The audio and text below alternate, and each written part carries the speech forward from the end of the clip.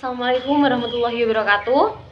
Nama saya Isa Khalifatus Sukna dari Prodi Sistem Informasi dengan NIM 30220010014. Di sini saya akan sedikit meresum tentang mata kuliah PKN pada kemarin. Terdapat dua materi. Materi yang pertama yaitu bela negara. Bela negara adalah sikap dan perilaku warga negara yang dijiwai oleh kecintaannya kepada negara Kesatuan Republik Indonesia yang berdasarkan Pancasila dan Undang-Undang Dasar 1945 dalam menjalin kelangsungan hidup bangsa dan negara yang seutuhnya. Dasar hukum bela negara sendiri yaitu Undang-Undang Dasar tahun 1945 pasal 27 ayat 3 mengamanatkan bahwa setiap warga negara berhak dan wajib ikut serta dalam upaya pembelaan negara. Unsur dasar bela negara antara lain cinta tanah air, kesadaran berbangsa dan bernegara, yakin akan Pancasila sebagai ideologi negara, rela berkorban untuk bangsa dan negara, memiliki kemampuan awal bela negara. Bela negara sendiri memiliki beberapa fungsi, yaitu mempertahankan negara dari berbagai ancaman, menjaga keutuhan wilayah negara, sebagai kewajiban setiap warga negara, dan sebagai panggilan sejarah. Tujuannya yaitu untuk mempertahankan kelangsungan hidup bangsa dan negara, melestarikan budaya, menjalankan nilai-nilai Pancasila dan Undang-Undang Dasar 1945, berbuat yang terbaik bagi bangsa dan negara, menjaga identitas dan integritas bangsa dan negara. Manfaat bela negara yang pertama yaitu membentuk sikap disiplin waktu, aktivitas, dan pengaturan kegiatan lain. Yang kedua yaitu membentuk jiwa kebersamaan dan solidaritas sesama rekan seperjuangan.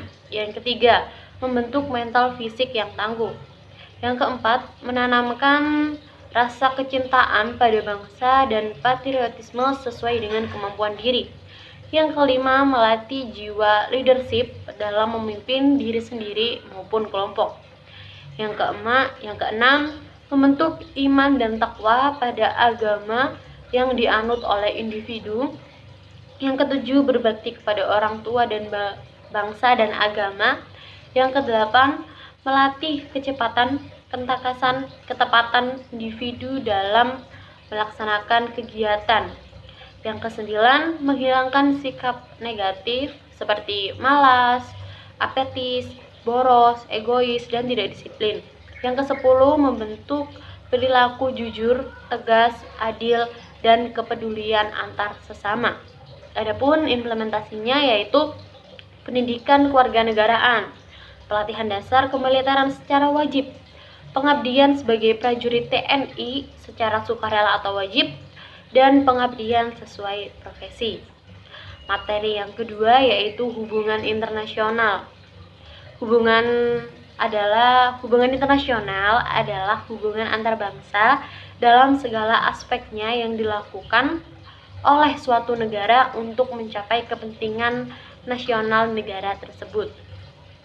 Hubungan antar negara merupakan salah satu hubungan kerjasama yang mutlak diperlukan, karena tidak ada satu negara pun di dunia yang tidak bergantung kepada negara lain.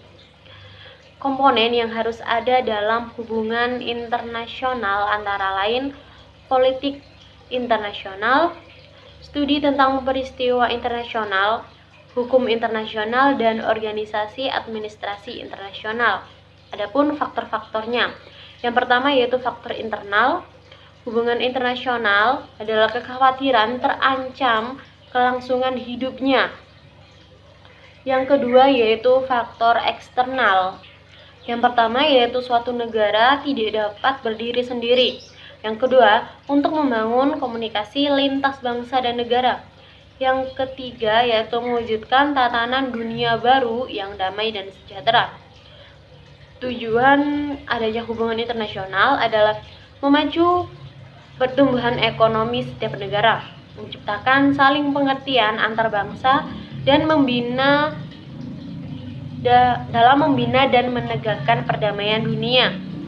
dan menciptakan keadilan dan kesejahteraan sosial bagi seluruh rakyatnya.